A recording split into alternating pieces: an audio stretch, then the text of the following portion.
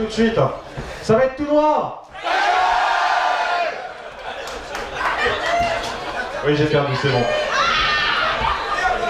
Alors, je vais peut-être les remettre après, ce sont des lunettes de vue. Voilà, j'annonce.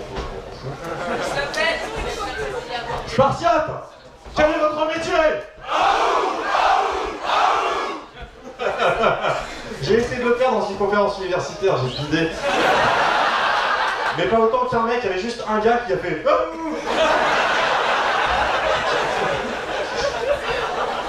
Pardon. T'excuses pas, mec.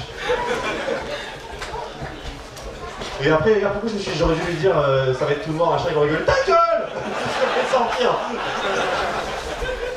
J'ai enroulé ça comme l'autre, là. Voilà. Comme ça, content. Ça va? Ouais. Il y a un peu une ambiance de merde, hein. C'est faux. C'est faux, il y a une ambiance. Est-ce qu'il y a des gens pour qui c'est le premier Geek Ferris? Levez la main. Vous habituez pas au beau temps.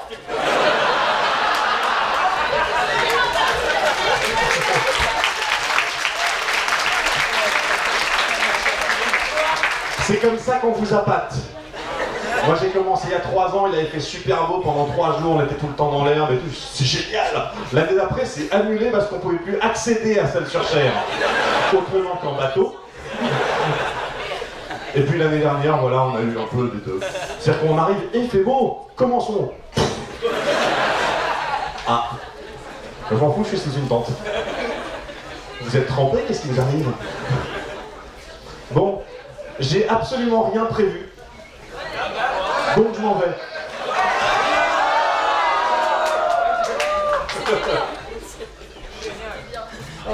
J'adore quand il y a... Il y a qu'au Geek Ferris qu'on a cette ambiance-là. Maintenant, juste cette partie-là qui gueule. Et cette partie-là qui l'est eu. C'est génial. Je vais faire ça pendant 1 heure, puis je vais me casser en reprend le mic.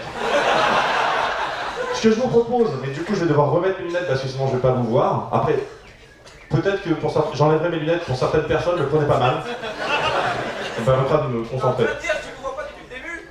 C'est qui... Oui. Tu as un nœud papillon, je crois. D'accord. Ouais, ça va alors. C'est bon, je distingue. Mais t'es au 3e rang aussi, hein. Là-bas, c'est...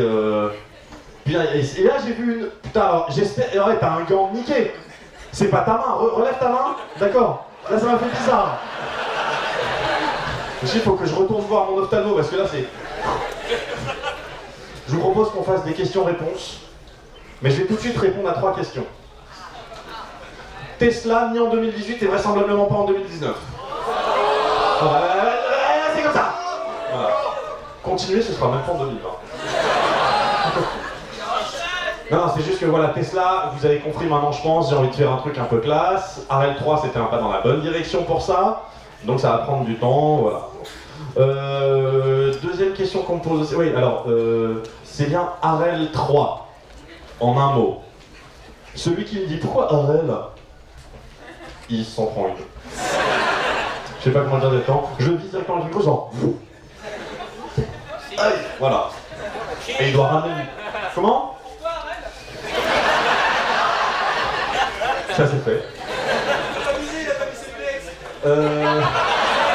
Non mais là, le t-shirt vert, c'est bon, je le vois bien. La troisième question qu'on me pose aussi, Aristote, bon c'est toujours un... Enfin d'un autre côté, il est mort il y a 2000 ans, donc il n'y a pas de raison que ça change. Voilà, et donc, et je ne validerai ou n'infirmerai aucune théorie Arel 3, je précise. Et je pars du principe qu'ici, il y a certainement plein de gens qui n'ont pas vu l'épisode 7. Mais je pars du principe que vous avez tous vu jusqu'à l'épisode 6, ou alors vous vous en foutez. Donc on va peut-être spoiler jusqu'à l'épisode 6. Voilà, j'annoncerai quand on va spoiler. À la fin, tout le monde meurt. Voilà. Est-ce qu'on a un... Ouais, on a un micro à faire peut-être. Ah, super. Donc,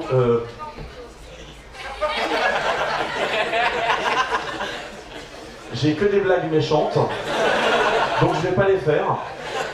Du coup, je vais faire une blague pas méchante, mais qui est nulle. Donc je compte sur vous pour ne pas rire. D'accord? C'est une blague qui est nulle à chier, que j'aime beaucoup. Je veux pas entendre un bruit, vraiment, je veux bider. Ça fait 4 mois que mon petit frère fait du vélo. Il doit être vachement loin maintenant. Voilà, voilà ce que je pense de ton cône. Non mais tu peux le remettre, cela dit, parce que ça permet de te voir devant. Ok, est-ce qu'il y a des questions? Il y a des questions par là, oui, il y a des questions par là. Et pense maintenant, chaque fois que le micro passera, je meublerai avec une chanson. Bonjour. Alors déjà... Si tu cours, ouais, on peut continuer comme ça longtemps. Alors déjà, merci pour les vidéos médicales. Elles me permettent d'illustrer mon cours de neurologie et franchement c'est top. Ah, je pense que tu as gagné des années juste avec mes élèves. C'est comme ça que je fais, un élève à la fois. C'est ça. Titre.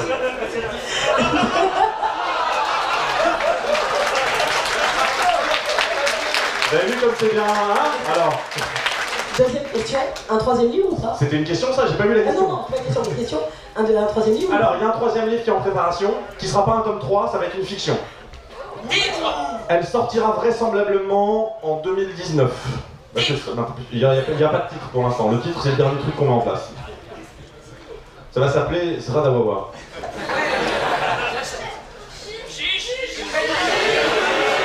Alors, peut-être juste pour votre information, c'est la maison d'édition qui valide toujours le titre et la couverture. Donc je vous dirais bien chiche, mais à mon avis non. En plus, j'ai pas envie. Il y avait une autre question là qui arrive? Ah bah putain, vas-y, donc j'ai pas le temps de chanter une autre chanson, vas-y. C'est l'histoire de la vie... Vas-y, pardon.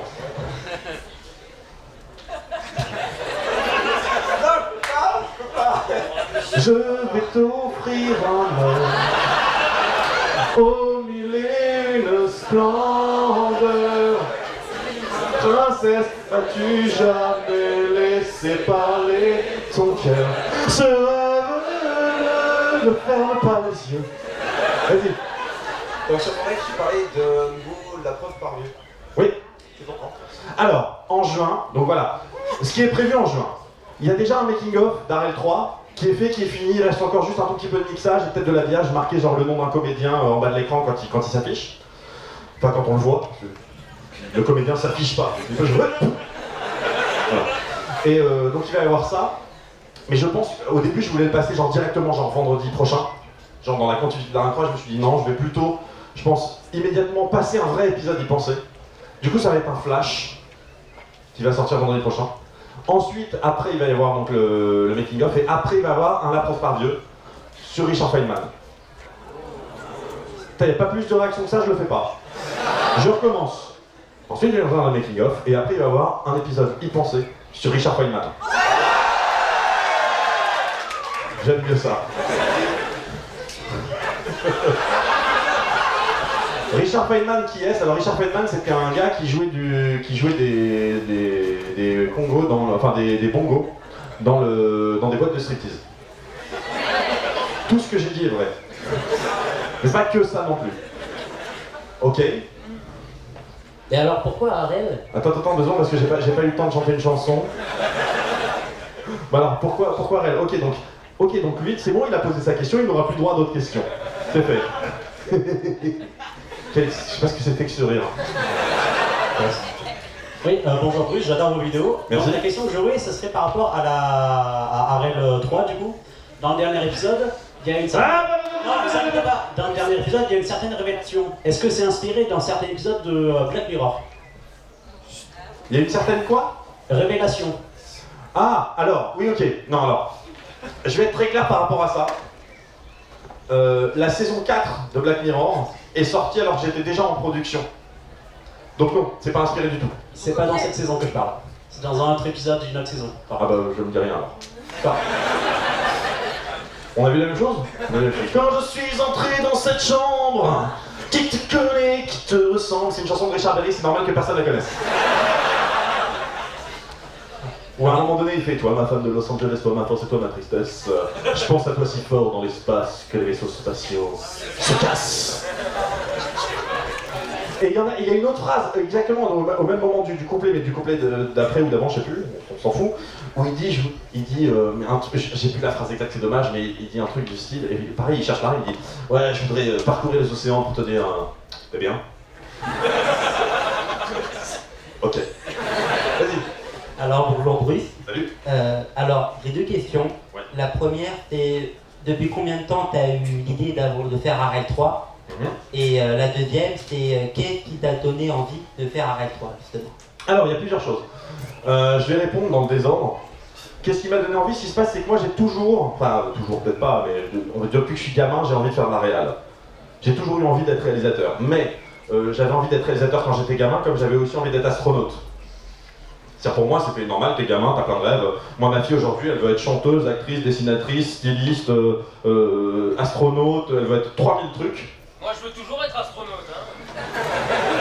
Quelqu'un peut lui expliquer pourquoi c'est pas... Faut pas poursuivre tes rêves. Avec un peu de chance sur un tourisme dans l'espace, tu pourras... voilà. Et donc voilà, ce qui se passe, c'est qu'en lançant y penser, et ensuite en faisant les bouquins et en faisant le jeu de société, tout ça, je me suis dit, mais merde, et puis les spectacles avec Asti, tout ça, puis je me suis dit, mais en fait, merde, en fait, on a le droit de faire ce qu'on veut, quoi. Et du coup, c'est revenu. Et c'est comme ça que je me suis hypé pour réaliser quelque chose. Au début, j'étais parti sur l'idée de faire un court-métrage, et là, ça nous ramène à la première question. En fait, Arel 3, tout à fait à l'origine, c'était pas du tout ça. La première idée que j'ai eue, c'était le 1er mai 2017. J'avais une musique qui me traînait en tête, et je vais vous faire écouter ça.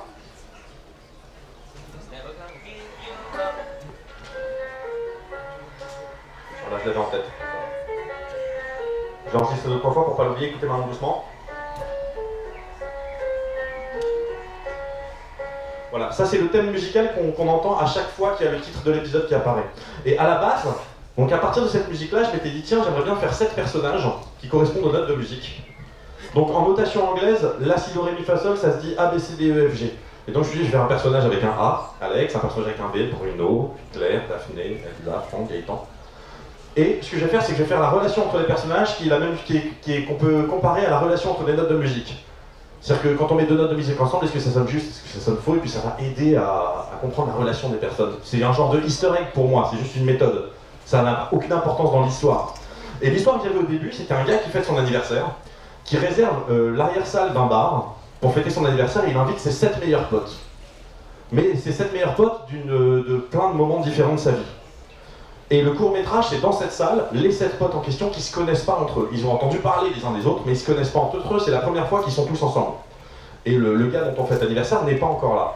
Et c'était à la base, c'était ça l'histoire. Et ça a évolué jusqu'à donner un Arel 3. Parce que pourquoi pas. Voilà, donc ça a bien évolué. Voilà, sachant que Arel 3, j'ai une histoire quand même en 5 saisons. L'histoire, je l'ai, de A à Z. J'ai pas écrit chaque épisode, j'ai pas écrit les scripts et tout, mais j'ai écrit tous les arcs narratifs, tous les personnages, j'ai écrit toute l'histoire. Donc il y a 5, voilà. Et ça part d'un gars qui fête son anniversaire avec 7 potes qui se connaissent pas entre eux.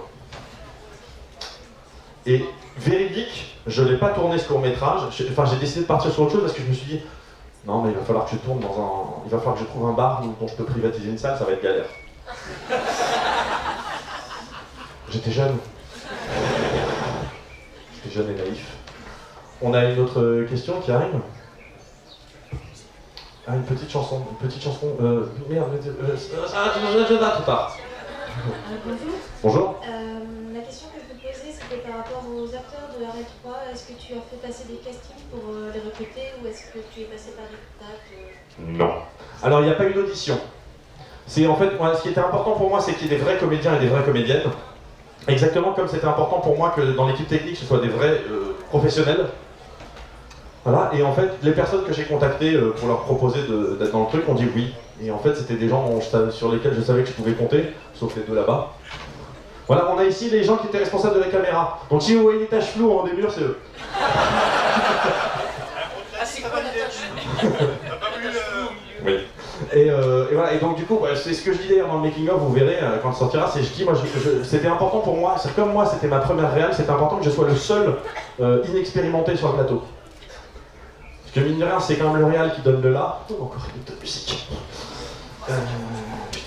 Je crois que ma blague de tout à l'heure sur le vélo était mieux en fait. Voilà, donc c'est le réal qui donne le là, et donc du coup, si lui n'est pas compétent, mais qu'en plus il bosse avec des gens qui sont pas compétents à ce qu'ils font, c'est juste pas gérable. Donc du coup, voilà, c'était... Et donc pour répondre à la question, les comédiens ont été castés, c'est-à-dire que je savais exactement qui je voulais, mais ils n'ont pas passé d'audition. Voilà. Je sais bien que ça jette un froid quand je dis ça, même si je sais pas trop pourquoi. Ambiance relou. Là c'est une ambiance Carlos. Tire les pimpons sur le chihuahua. Tire les pimpons avec la tête, avec les doigts. Tire les pimpons, un coup en l'air, un coup en bas. Je sais castagnette et je toucherai tes ananas. Voilà.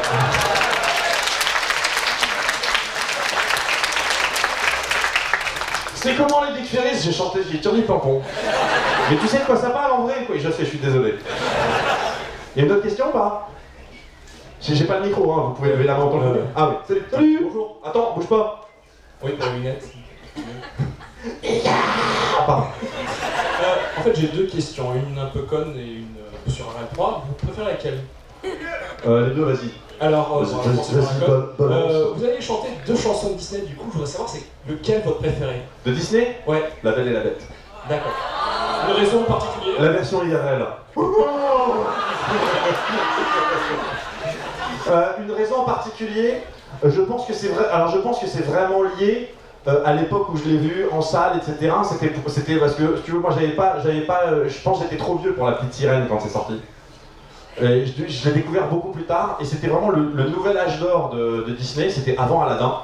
Et La Belle et la Bête, j'avais trouvé fabuleux. Voilà. Donc c'est resté comme un truc. Je sais pas pourquoi j'ai fait ça. C'est resté comme ouais, c'est une Madeleine de Proust pour moi. Alors que très sincèrement, j'aime beaucoup Aladdin, j'aime beaucoup le Roi Lion évidemment. Mais ouais, La Belle et la Bête, c'est fabuleux quoi. Du coup, deuxième et dernière question. Vu qu'on n'a pas le droit de demander pourquoi Arel, je vais demander pourquoi Arel 3. Alors, on a le droit de poser cette question, mais je ne vais pas y répondre. Le seul truc que je peux vous dire, c'est qu'il faudra attendre le dernier épisode de la saison 5 pour comprendre. Donc inutile de vous dire, c'est pas la peine de vous impatienter sur la question.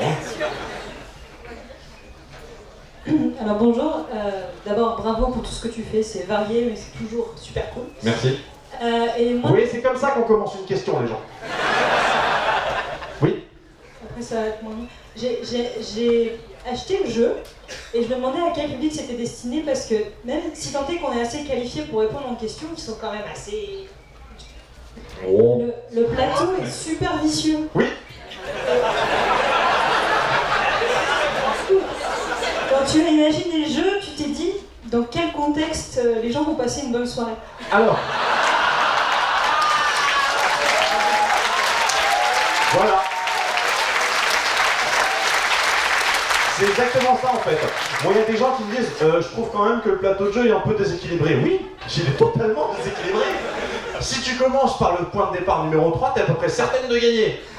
Mais du coup, il faut que les autres te pourrissent la vie. Avec des cartes d'action. Voilà, c'est le but, en fait, pour moi, le but, c'est pas comme un Trivial Pursuit où le but, c'est de répondre bien aux questions et d'arriver à la victoire le plus vite. Le but, c'est de s'engueuler. Moi, j'ai fait, la plus belle partie que j'ai faite, c'était au dernier bar à Lille.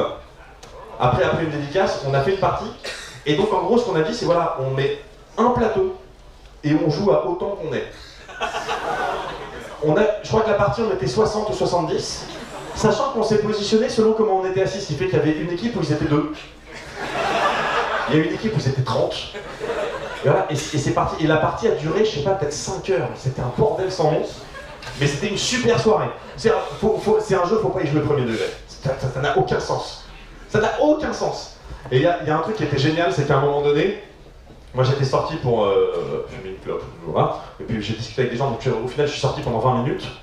Et au moment où je sortais, la question c'était, Capaldi est-il le 12e ou le 13e docteur? Je pars 20 minutes, je reviens. Non, il venait de donner une réponse. Et donc, il retourne la carte. Et la réponse de la carte, c'est: la réponse donnée ne sera considérée comme correcte que s'il y a eu suffisamment de débats et d'hésitation. Genre quelqu'un qui répond 12? Non. 13? Non. Et il y avait aussi, on pouvait aussi utiliser, je l'ai plus, mais le nom de son personnage dans l'épisode sur Pompéi. En disant bah non, c'est bon, c'est machin et Octavius. Ça va. Et ça marchait aussi. Voilà. Et c'est cette ambiance-là que je visais. C'était, du coup, je sais plus où je regarde. Là. Je regarde généralement par là. Voilà. Voilà. Et c'était cette ambiance-là que je visais. Après, clairement, voilà, c'est vraiment pas un jeu de société au sens propre du terme, premier degré et tout. Non, vraiment pas. Déjà, il a été fait trop vite, par des gens trop peu qualifiés, qui s'intéressaient qu'au pognon. C'est faux. Faut savoir un truc, voilà, si un jour vous vous dites, tiens, j'ai envie de faire masse de blé, ne faites pas de jeu de société. C'est complètement con. Il faut en faire un succès quasiment planétaire pour gagner un peu d'argent. C'est avec ce jeu-là, on n'a pas perdu d'argent. On en a vendu 25 000, c'était la deuxième meilleure vente de jeux de société France l'année dernière. On n'a pas perdu d'argent.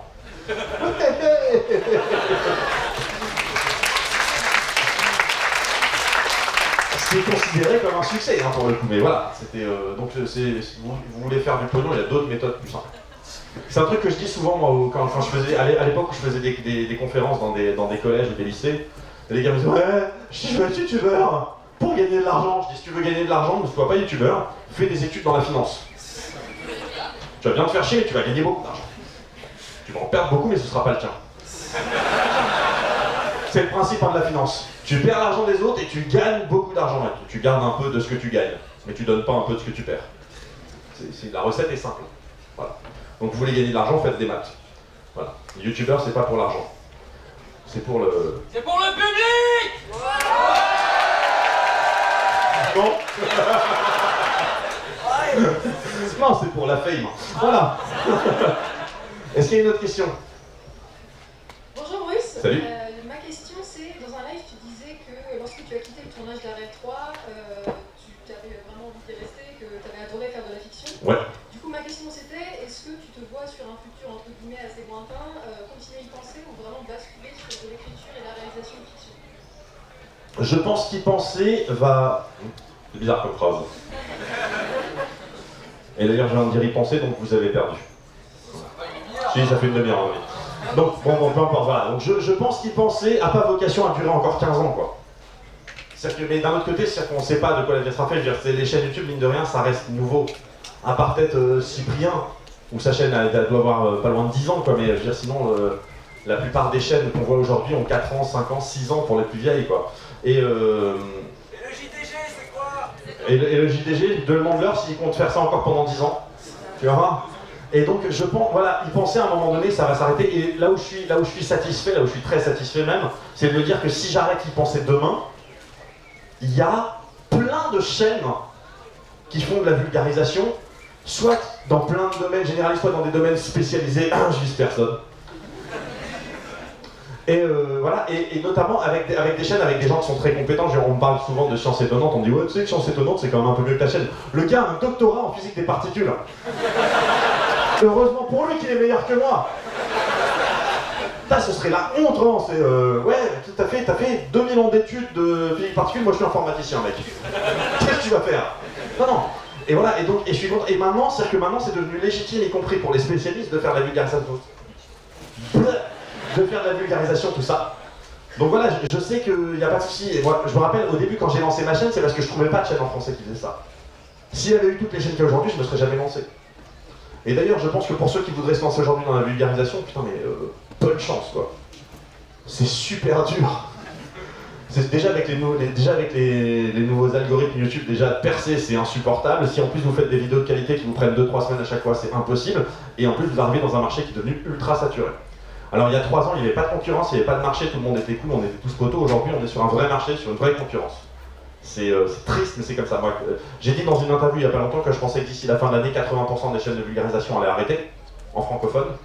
Et je pense que c'est vrai. Mais je pense que pour 90% de ces 80%, vous n'en entendrez jamais parler parce que vous n'en avez jamais entendu parler. C'est la difficulté aujourd'hui, elle est là. Mais c'est comme ça, c'est comme les radios libres dans les années 80. Pour les 4 ou 5 personnes qui se rappellent des années 80. Qui sont normalement les dernières à s'habiller comme dans les années 80. C'est vraiment un truc de jeune de s'habiller comme dans les années 80. Oui, regarde, j'ai des pompes et j'ai un truc Nike, un t-shirt avec Kiki, comme on faisait. Comment tu faisais rien du tout, toi, t'étais pas né, ta gueule. Personne faisait ça. Pour moi, c'est que les jeunes aujourd'hui, les années 80, c'est comme Sandra Bullock dans Demolition Man. Où elle stocke des trucs des années 80, elle dit voilà, j'ai reproduit un appartement des années 80. Pas du tout. Personne n'exposait un ciment sur la table basse du salon, quoi. Mais. Voilà. Non, c'est pas comme ça. Le téléphone sonne, évidemment, pendant ma conférence. C'est ma femme, je vais décrocher. Allô chérie, bonjour, je suis en conférence, 2 secondes, allez-y. Ça va? Tu me quittes? C'est faux, c'est faux. C'est ma fille qui veut me faire un bisou, passe-moi ma fille. Elle passe devant la conférence. Elle passe devant tout le monde. Voilà, j'ai mis un bisou. Bisous chérie. Salut, attends, et vous dites bonjour à Camille? Voilà. Elle a répondu bonjour tout le monde. C'est qu'elle osait totalement la situation. Bon, je te rappelle plus tard chérie. Ciao. Mais c'est même pas un genre qu'est-ce qui se passe, non? Genre bonjour tout le monde. Elle est dans l'oseillerie la plus totale. J'adore. Elle va avoir 10 ans cet été. Elle a annoncé les actions sur une journée du tournage d'Arel 3. Les comédiens avaient beaucoup de mal. Mais c'était ma faute, c'est parce que moi je faisais et elle faisait action. Du coup, quand j'ai arrêté de faire le ils ont pu jouer parce que sinon c'était impossible. Et mon fils faisait le clap. Avec l'annonce. Épisode 2, 53 première.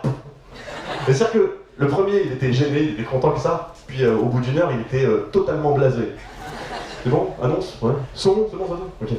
Ouais, tu vois, 3ème. Même pas payé, putain. Il a quel âge? Lui, il a 14 ans. Que? Oui. Et je donne pas d'explication supplémentaire, je dis ouais. C'est vrai. Et du coup, je sais plus du tout ce que j'étais en train de... On parlait de quoi? Les chiennes. Ah, on parlait... Ouais, non, j'étais parti, j'avais totalement digressé. Bon, bah, question suivante alors. L'histoire éternelle... Pardon. D'abord, merci pour tes vidéos. Je sors de 2 ans de passesse et on fait des pauses y penser quand on n'a rien à faire. Oh putain. C'est pas une vie, ça. J'ai aussi joué au jeu en famille avec une ambiance super. On se parle plus, j'ai été déshérité. Je suis tombée sur la question de géologie. Tu t'es pas fait mal? C'est tout pour moi, Sam Chercheur. Et justement, je vais te demander d'où te vient cette non-passion de la géologie. Mais tu sais qu'en plus c'est faux. En plus c'est faux. En plus j'aime bien. C'est en fait à la base, c'était... je m'en moquais, c'était... Je crois que la première fois que j'avais fait c'était dans l'épisode sur Mendeleïev. Où je disais mais Champ-Courtois qui lui était géologue, qui avait trouvé une théorie qui était valable et puis les mecs l'avaient même pas écouté puisqu'il était géologue. Il dit retourne dans ta grotte quoi. Et il y a cette idée qui est aussi véhiculée par Sheldon dans Big Bang Theory sur le fait qu'il y a une hiérarchie dans les sciences. Bon, il y a les maths, c'est à part, mais après il y a la physique théorique, avec la cosmologie, tout ça, ensuite il y a la physique appliquée, après il y a tous les trucs genre la biologie, la neurologie, puis il y a les bas-fonds des bas-fonds, c'est les sciences humaines. Et pour celui qui a vraiment tout échoué dans les sciences humaines, il lui reste la géologie. Et évidemment, moi je pense absolument pas ça, je pense qu'il y a des sciences humaines qui sont beaucoup plus difficiles que la physique par exemple. Parce que la physique c'est compliqué, parce qu'il y a des maths et des machins c'est compliqué, mais c'est-à-dire que quand à la fin le résultat c'est 3 pi sur 6, bah le résultat c'est 3 pi sur 6. Je connais pas une expérience de sociologie dont le résultat c'est 3 pi sur 6. On a mis 14 personnes dans un groupe, on leur a posé une question random pour voir s'ils allaient suivre, et alors ils suivent comment? 3 pi sur 6. Tu veux dire pi sur 2, je sais pas pourquoi je dis 3 pi sur 6 depuis tout à l'heure, tu veux dire pi sur 2 en fait, t'es con quoi? Exactement. Il y a une autre question?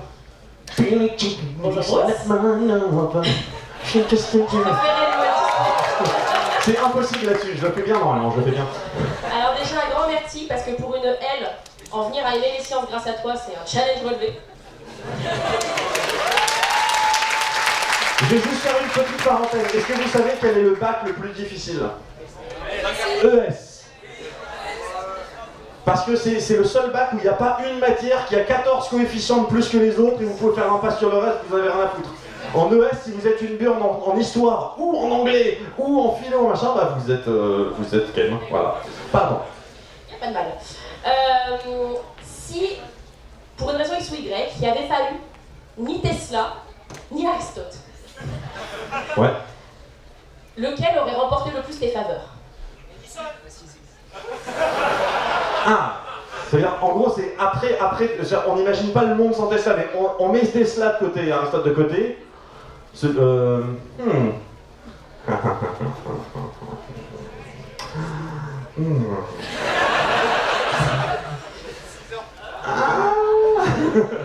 J'hésite. Il y a Mendeleïev, c'est quand même très badass. Il y a Feynman.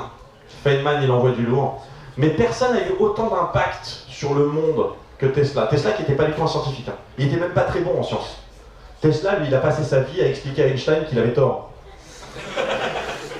Puis Einstein, il le regarde. Va jouer avec tes pigeons, quoi. Vous comprendrez quand tu auras Tesla pourquoi je parle de pigeons. Parce qu'à la fin de sa vie, Tesla aimait les pigeons plus que les humains. Il a fait une dépression, et s'il y avait un pigeon quand il est décédé, il a fait une dépression, enfin bref. Peu importe, c'est une autre histoire. Mais la personne, on va dire, mais là pour le coup, ça va choquer un peu parce que on s'attend pas à ce que je dise ce nom-là, et en vrai, j'ai pas envie de dire ce nom-là parce que c'est pas vrai, mais je pense que la personne qui a eu autant d'impact peut-être sur le monde que Tesla, enfin pas autant, mais beaucoup moins, mais dans le même ordre d'idées, c'est Steve Jobs. Oh non. Voilà, je savais. Ben, non, je suis pas d'accord, c'était pas juste un marketeur, mais c'était pas un scientifique, c'était... Hein? Non, mais non, Wozniak a défendu l'Apple IIe, il le défendrait aujourd'hui encore s'il pouvait. Mais non, il a pas raison, il a tort. Il a tort, c'est-à-dire que Wozniak n'avait pas cette vision de futur qu'avait Jobs et qu'a eu Tesla avant. Mais Tesla, c'est... qu'on soit clair, hein, c'est Tesla, Jobs. Musk, j'attends de voir. Il ira pas sur Mars, il ira pas. Mais on s'en fout, mais si grâce à lui, il y a des gens qui tentent d'aller sur Mars, c'est déjà pas mal. On n'a jamais autant parlé de l'espace que depuis qu'il est revenu. Voilà. Ouais, mais on en parle, on fait rien. Mais ben, fais-toi, vas-y, fais une fusée. On a suivi d'ailleurs le gars qui voulait montrer que la Terre était plate, il voulait construire une fusée. Il est mort ou pas? Non. C'est mon micro. Non, mais en fait, c'était Pour moi, c'était tellement un prix Darwin, ce gars. Mais non, j'imagine pas, c'est le mec le plus génial du monde. Tu me fais le micro de fond, C'est le mec le plus génial du monde, hein, je suis quand même curieux d'entendre ça. Mesdames et messieurs, attention, s'il vous plaît, Sébastien Carassou. Donc, vous savez tous de quoi on parle, le mec qui a fait une fusée pour montrer que la Terre était plate. Bon, alors en fait, c'est juste le plus grand génie de tous les temps. Je vais vous expliquer pourquoi. Moi, ça m'a mis la puce à l'oreille. Je me dis, quand on est platiste, on peut pas s'intéresser aux fusées. C'est pas possible, c'est un truc qui est pas compatible avec le modèle de la Terre plate, elle va toucher le dôme, c'est un complot de la NASA pour dépenser du fric pour rien, etc. Donc déjà, je me dis, il y a un problème. Le mec... J'avais une théorie sur le sujet, j'en ai parlé dans un blog, et ça a été vérifié ensuite quand je suis allé chez Copenhagen Suborbitals. Copenhagen Suborbitals, c'est les mecs qui fabriquent des fusées. Et les mecs, ils sont un peu tous interconnectés dans le milieu. Et ce mec-là, ils le connaissent personnellement. En fait, le mec, il croit pas du tout que la Terre est plate. Mais il avait envie de faire une fusée. Et il lui fallait le budget pour faire une fusée. Et donc, il est devenu membre de la Flat Earth Society. Et il s'est fait financer une fusée par la Flat Earth Society en disant « Je vais prouver que la Terre est plate avec ». Raconte ta vie. Il est monté à 500 mètres de haut, forcément, tu peux pas voir si la Terre est plate à 500 mètres de haut, surtout les mecs... Si.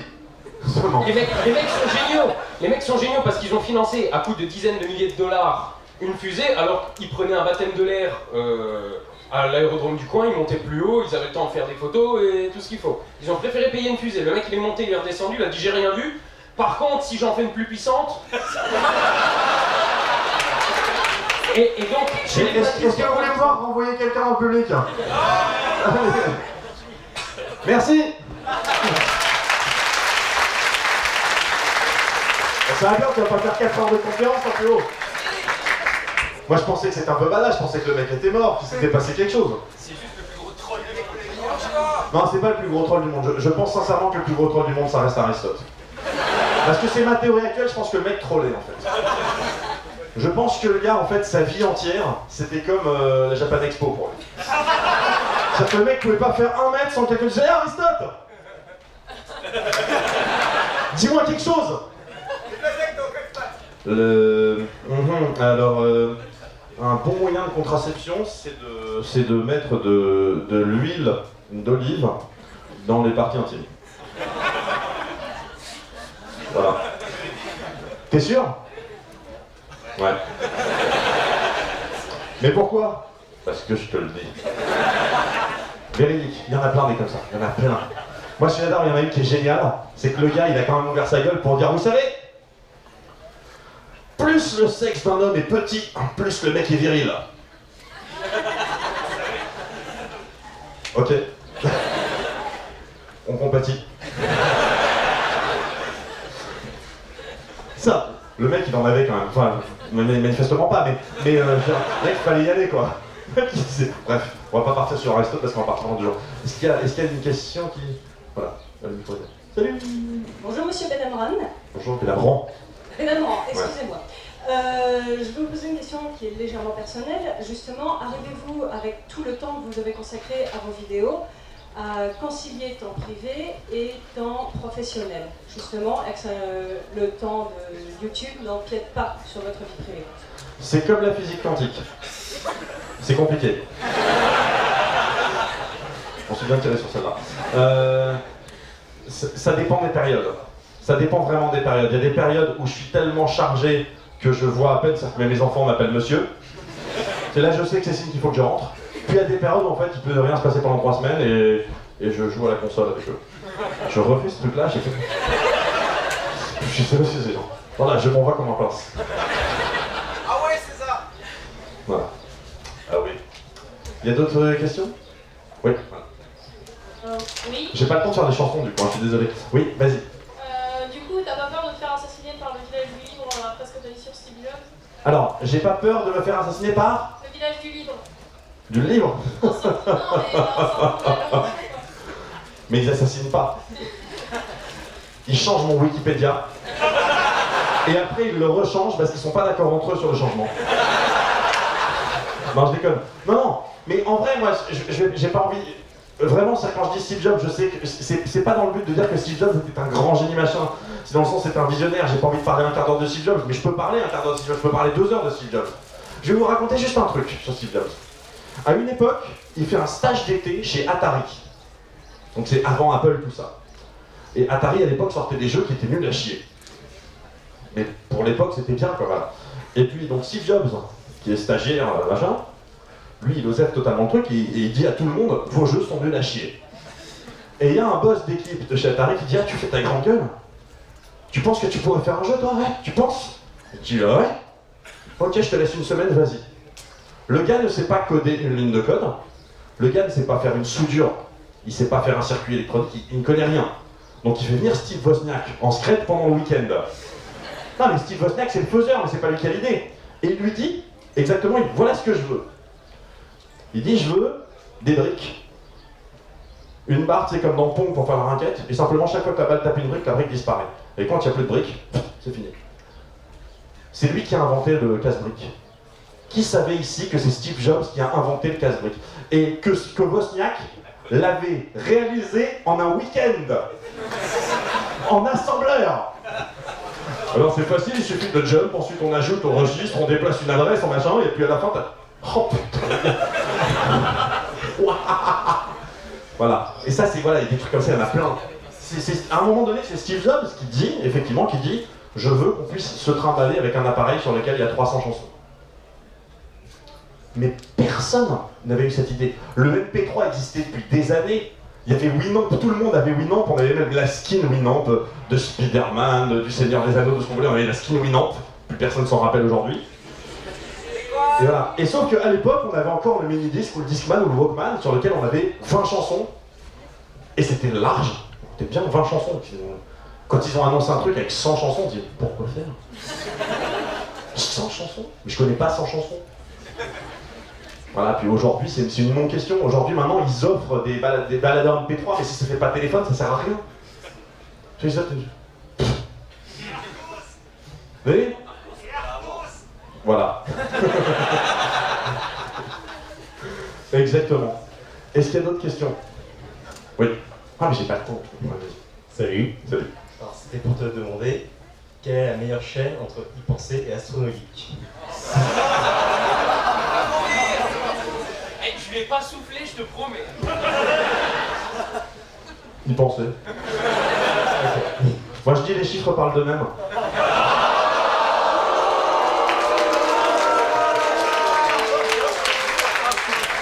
Voilà, tu vois, les gens viennent de UE Astronogeek. Pas du tout, c'est pas ce que c'est ce que vous avez fait. Allons-y. Voilà, moi je vais pas te poser une question, je vais te poser une question à l'équipe qui a participé à Arène 3. Comment il est comme réalisateur?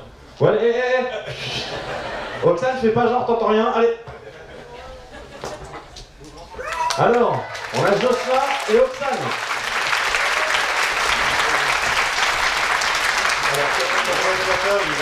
Alors, racontez qui vous êtes et ce que vous avez fait sur Arène 3. Alors, moi j'étais caméra, voilà. Moi j'étais assistante caméra. Et non, comme réalisateur, en fait, le premier jour, Ouais, excuse-moi. Le premier jour... On parle pas comme ça, oh. Mon équipe. C'est moi qui les engueule. C'est pas mon micro, putain. C'est mal, c'est pour ça que j'ai une caméra, c'est affreux. Non, mais en fait, c'est quelqu'un qui est très intelligent, qui apprend très vite, et donc... Et donc les petites approximations qu'il pouvait y avoir la première journée, des fois il nous demandait des trucs la première journée, on le regardait un peu en mode ok. Les gens se démarquaient. Et dès qu'on a compris, il nous a dit bon, c'est quoi réellement les vocabulaires, comment on fait et tout, et on a fait un petit point à la fin de la première journée, et dès la deuxième journée, il nous faisait carrément des plans 3D, des positionnements caméra ou qu'il faisait le soir. Comme ça qu'on fait. C'était assez impressionnant et totalement de trop en fait. mais non, du coup, enfin, on parlera après. Non mais ouais, non, la première journée c'est vrai que c'était un peu... mais à partir de la deuxième journée, enfin, c'était un réalisateur... Ça roulait après, hein, ça roulait. Donc, en fait, c'est à la fin de la première journée, j'ai compris que le rôle du réalisateur c'était de quasiment rien faire. C'est vrai. C'est-à-dire qu'au début, je savais qu'il y avait besoin de gaffeur, je me levais pour chercher du gaffeur. Je me disais non, tu restes assis, tu regardes, tu t'occupes des comédiens s'il te plaît. Mais non, mais c'est bon, je peux... Non, ta gueule. Dès qu'il y avait un problème, tu courais partout en mode ah mon dieu, on était en mode non. À la fin, il avait pris complètement la confiance et à un moment, on s'est retrouvé coincé dans le studio et il a demandé au chef de, je sais plus que c'était des gars de la sécu quoi, qui étaient en train d'essayer de débloquer la porte. Avec un pied de biche. Et il a dit silence, et les mecs ils sont arrêtés. Ils se sont arrêtés le temps d'après, on était enfermés. Ils arrivaient plus à ouvrir la porte, les mecs ils y allaient au pied de biche. On a dit vos gueules, on tourne. On a fait notre prise, coupez, c'est bon, on peut ouvrir. C'est vrai que c'est chaud. C'était chaud. Non mais ouais, c'était une excellente expérience. Et un truc que j'ai appris, c'est qu'il faut 2 personnes minimum sur une caméra. Bah surtout une règle quoi. Il y a quelqu'un qui vise, et il y a quelqu'un qui pointe. Oui. On a du vocabulaire de pétanque. C'est normal, c'est en fait l'inventeur de la caméra, c'était Joseph Pétanque. Je préférais ma blague sur le vélo en fait. Et voilà, et donc toi ton boulot c'était de faire le point. Alors, tout ça déménage à la base, ils voulaient pas spécialement prendre d'assistant caméra, ils se sont dit bon ça va, Joss il peut tout faire. Ouais, tu vois quasiment que sur les plans fixes, de toute façon ça va aller. Le problème c'est que... Il m'a dit je veux être à l'épaule au 135 mm, j'ai fait oui mais du coup on a ça de distance de mise au point. Donc pour visualiser, c'est que si le bout de mon nez est net, ma narine est floue. Voilà. Je déconne pas, c'est ça. Hein. Et c'est pour ceux qui ont vu l'épisode 7, c'est le moment où Gaëtan fait oh putain ça y est je l'ai, et il traverse la pièce sur une caméra qui est portée à l'épaule, donc la caméra c'est comme ça. Hein. Sachant qu'en plus Slim il fait à peu près 2,50 m, c'était très facile à le suivre. C'était le plan le plus chaud. Et on a fait 4 prises, et à part la première qui était une répétition, les 3 autres on a le point. GG. Moi je dis GG.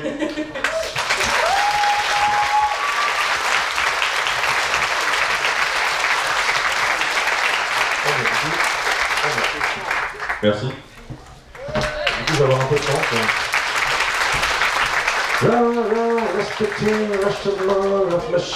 Ok, vas-y. Merci pour cette intermède musicale. Bonjour. Je voulais savoir, puisqu'on parle d'Arène 3, est-ce que tu as des pistes pour financer la suite et éventuellement sortir la suite de la série? Parce que tu dis qu'il y aura éventuellement 5 saisons. On va être clair sur le financement de la série, en tout cas telle qu'elle est prévue aujourd'hui. Il n'y a qu'une seule piste, c'est des productions ou slash diffuseurs télé quoi. C'est-à-dire que le crowdfunding, ça aurait pas de sens. Ça aurait pas de sens parce que tu vas pas demander aux gens, tu vas pas dire oh non, je vais lancer un Ulule, j'ai besoin de 2,5 millions. Ça n'a aucun sens, surtout que c'est des montants qui semblent fous, alors que pour un producteur télé, pour 10 épisodes de 52 minutes, 2,5 millions, il va dire t'as pas tout compté. Il manque des trucs. Normalement, un épisode, je vous parle pas des épisodes genre Joséphine Ange Gardien où il y a des comédiens qui sont payés beaucoup plus cher parce que c'est les stars du truc, mais pour une série télé classique de base, 1 heure, donc c'est un format 52 minutes, ça coûte entre 300 à 600 000 euros. Voilà, donc ça, inutile de vous dire que ça en web série. Voilà, si vous voulez, par exemple, Arel 3, je pense qu'au final, c'est un truc qui m'aura rapporté 1000 balles. Donc si vous présentez ça à Canal+ en disant ouais, venez, on fait une web série, vous mettez 2,5 millions, moi je vous laisse la monétisation. Ça va vous faire 1800-2000 balles. Tac tac. Alors la suite, on l'aura peut-être pas, mais si on l'a en tout cas, ce sera soit une série télé, soit un truc à la Netflix, soit Amazon Prime, ou je ne sais pas, ou alors quelqu'un qui aura craqué son slip et qui a des millions à perdre en disant allez, on va mettre des millions pour des vidéos gratuites. Voilà. Donc, mais sinon, voilà, et sinon, a priori, si au bout d'un moment assez raisonnable, vraiment je me rends compte que le truc sera pas produit, bah peut-être que la suite sortira soit en livre ou en BD ou un truc comme ça. L'histoire, je la raconterai de toute façon. Voilà. Ouais. Est-ce qu'il y a d'autres questions? Au pays de Candy. Comme dans tous les pays. Vous savez que je vais me faire prouver, j'ai pas vu Arel 3. C'est pas grave. Parce que je voulais la regarder tout d'un coup, toutes les Ah putain, un binge watcher. Est-ce qu'on peut le huer, s'il vous plaît? Vas-y. Et je vous disais, est-ce que je loupe des trucs en faisant ça? Oui. C'est ce qui se passe, c'est qu'en fait, déjà tu loupes la frustration de devoir attendre, qui crée du désir à revoir. C'est ce qui fait que, par exemple, moi, tu vois, je binge énormément de trucs sur Netflix, et 1 an après, je me rappelle plus des séries que j'ai vues. Ça m'est déjà arrivé de lancer une série sur Netflix, arrivé à épisode 4, je me dis, j'ai vu ça en fait. Et j'ai complètement zappé, du coup je regarde, y'a pas de problème. C'est-à-dire qu'on a perdu cette frustration. À côté de ça, si moi je l'ai fait aussi pour des raisons qui sont pratiques, qui sont que sur YouTube, comme ça faisait des mois que j'avais pas fait grand-chose. Si je balançais tout d'un coup, j'avais rien à mettre à la suite, et donc ça ferait de nouveau genre 2 mois sans rien. Avec les gens qui disent oh, en fait ta chaîne c'est bon, t'as juste fait de la fiction et puis tu te casses quoi. 1er avril les fictions. Merde. Voilà, donc moi ça et puis ça permet aussi de relancer dans l'algorithme de YouTube et dire oh je suis une chaîne active, regarde, je poste toutes les semaines. Et d'ailleurs ça a marché, épisode 7 a été beaucoup plus notifié que l'épisode 1. Donc voilà, donc il y a tout ça. Après voilà, c'est maintenant on est clair, si la saison 2 est produite par Netflix, elle sortira d'un coup sur Netflix. C'est voilà, mais je pense qu'on perd un peu. Je pense qu'on perd un peu. D'ailleurs on le voit, c'est que Game of Thrones a cette particularité-là, que Game of Thrones, quand ça sort, et ben on attend chaque semaine. On attend. Et en plus, on sait tellement qu'on va se faire spoiler sa mère 2 heures après qu'on ne peut pas dire j'attends et je regarderai tout d'un coup. Non, tu fais ça, c'est fini. Tu sais qui est mort, qui n'est pas mort, tu connais tout. Surtout que la prochaine, c'est la dernière.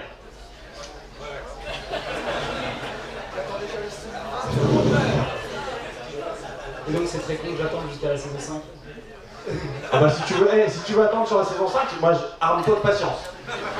Voilà. Je pense qu'on a le temps encore pour une question. C'est la dernière question, si c'est une question à la con. On a le temps encore? Il n'y a rien après? C'est qui après? Ah, c'est les libristes. Oh, on s'en fout. Bim! J'ai peur de rien.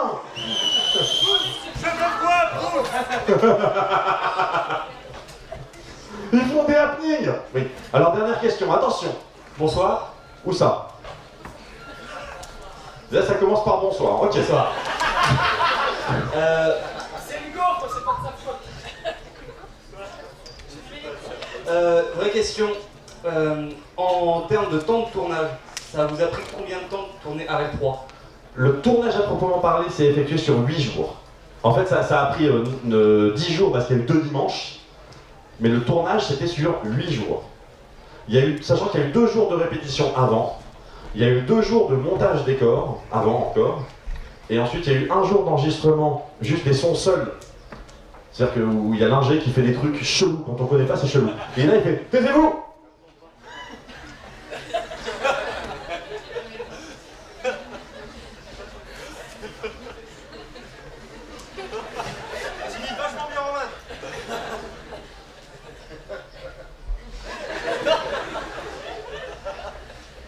C'est bon. Ensuite, il enlève ses chaussures, il se met pieds nus, il fait « Taisez-vous !»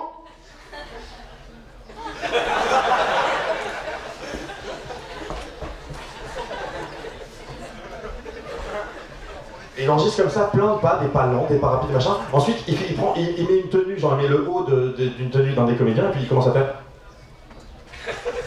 C'est que tous les bruitages que vous entendez de pas, ou de tissu, machin, etc., c'est indiscernable ceux qui ont été enregistrés sur ce truc et le truc qu'il a rajouté lui. Voilà, donc ça c'était les sons seuls. On a aussi enregistré le générique le dernier jour, donc c'était le matin, donc on a mis la caméra le long du mur et on a fait, attention.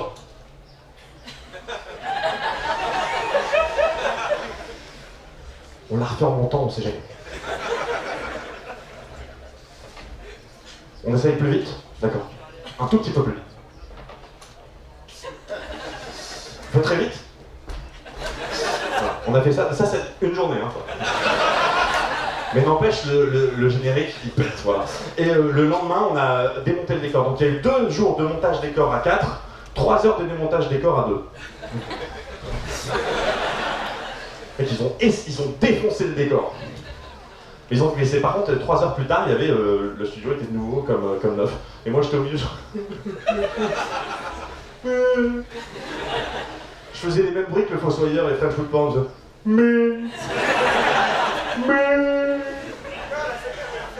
Voilà. Le montage, c'est toi? Le montage, c'est moi. J'avais plus de pognon pour payer un monteur. Et j'avais envie de faire le montage en vrai. Et si j'avais pu, j'aurais fait l'étalonnage aussi, mais à cause de la tenue de Franck, j'avais trouvé comment faire l'étalonnage pour la tenue de Franck, mais du coup, ça bougeait surtout ce qui était un peu rose, notamment les lèvres. Et surtout, ce qui se passe, c'est dès qu'il y avait le bras qui était le long de sa tenue, il y avait des reflets rouges qui devenaient très très moches à l'étalonnage. Donc j'ai passé 3 semaines à essayer de régler ce truc-là, puis j'ai fait appel à un étalonneur, il m'a fait « Oh, c'est facile, tu t'as qu'à inverser la polarité, tu fais comme ça, voilà. » Je dis « Bah du coup, tu peux me faire tout le truc d'un coup ?» Il me fait « Tu veux que je fasse toute ta série ?» Ouais. Ok, ça dure combien de temps? 45 minutes. Ok, bah je te le fais dans 1 heure. Non, en vrai, il a mis 2 jours. Mais voilà. Voilà. Il reste 5 minutes, on a le temps encore pour une question du coup. Alors faut que je trouve une belle chanson en attendant. Plastique Bertrand. Mon nez, vous m'étonnez. Qu'est-ce qu'il a mon nez? Ouais, c'est vrai. Oh putain, vas-y. C'est une vraie question. Du coup, t'as dit tout à l'heure, s'il y a des taches floues à l'image, c'est leur faute. Et c'est vrai que... Non, c'est pas de leur faute. Non, c'était pour déconner, c'est pas de leur faute, c'est les taches floues à l'image qui sont en haut des murs, ouais, c'est les reflets des lampes. D'accord. Ça, c'est pour les personnages qui sont dans la pièce. La lumière vient du plafond. C'est-à-dire que si on demandait aux personnages dans la pièce d'où vous êtes éclairés, bah, la lumière est là, t'es con quoi. Et du coup, cette lumière fait des reflets. On avait pensé au début à matifier le décor pour que ça se voit pas. Peut-être qu'on aurait dû faire finalement, que ça on aurait été moins emmerdé. Mais en vrai, les personnages voient les reflets, ça pose aucun problème. Voilà. T'as pas vu le live? Non, je sais pas si je l'ai vu, j'ai fait. Voilà. Bah du coup c'était rapide, donc on avait allez, l'ultime dernière. L'ultime dernière qui est là-bas. Oh putain. J'avais une blague à faire mais je l'ai pas trouvée. Du coup je vais faire une autre blague que m'a raconté David Brot ce matin. Voilà, je vais juste vite fait. Tout à l'heure, ouais, vas-y. Tu as parlé... Fais comme si j'étais pas là. Ouais, voilà. Vas-y. Tout à l'heure tu as parlé des chaînes francophones, mais du coup est-ce que tu penses relancer ta chaîne anglaise? C'est vraiment pas du tout la priorité. Mais si à un moment donné j'ai le temps, que d'abord je m'occupe de la chaîne principale, ensuite de la chaîne secondaire, si à un moment donné tout ça tourne bien et que j'ai encore du temps pour la chaîne en anglais, je le ferai. Sachant que je vais déménager cet été et que donc je suis en train de... Voilà, et d'ici quelques mois qui suivront, peut-être en février ou mars 2019, j'aurai un studio à Strasbourg qui sera adapté pour faire des tournages. Le problème que j'ai aujourd'hui, c'est que chaque fois que je veux tourner, je dois déplacer tous mes meubles, remonter la caméra, les pieds, les lumières, etc. C'est un bordel, c'est ultra démotivant. C'est 2 heures de boulot simplement pour se mettre en place. Donc là, au moins, j'aurai un truc, j'aurai plus qu'à allumer à faire rec. Voilà. Et donc, je vais terminer sur cette blague. Pareil, je vous demande de ne pas rire. Ce sont 3 drogués qui sont en prison. Il y a un cocaïnomane, un héroïnomane et puis un fumeur de weed. Et ils veulent se barrer. Et il y a le cocaïnomane qui fait, les gars, je sais comment on va faire. Je vais défoncer le mur avec ma tête et on sort. L'héroïnomane fait écoute, c'est pas la peine, on se prend par la main. Moi, on va s'envoler, on va passer par le plafond et on sera dehors. Puis il y a le fumeur de weed qui fait on est bien là, non? Voilà, c'est tout pour moi. Quel est votre métier? Donc, on va laisser la place aux humoristes. De quoi? Qu'est-ce qui se passe? Attendez une seconde. Mes livres sont en vente à la boutique. Sûr que c'est vrai. Mes livres sont en vente à la boutique. Je ne le savais même pas. Donc je vais laisser la place à des gens qui, ok, je me moque, je troll un petit peu, mais ce sont des gens qui ont quelques idées pour réinventer le monde. C'est peut-être pas inutile non plus. Voilà. Maintenant, je vais pas donner leur nom, je connais que Pouillot. Voilà. Donc il y a Pouillot, il y a quoi? Il y a Quadrature du Net. Et April Bouquinette. Et April Bouquinette. Et vous restez où vous êtes, bordel. Ça va.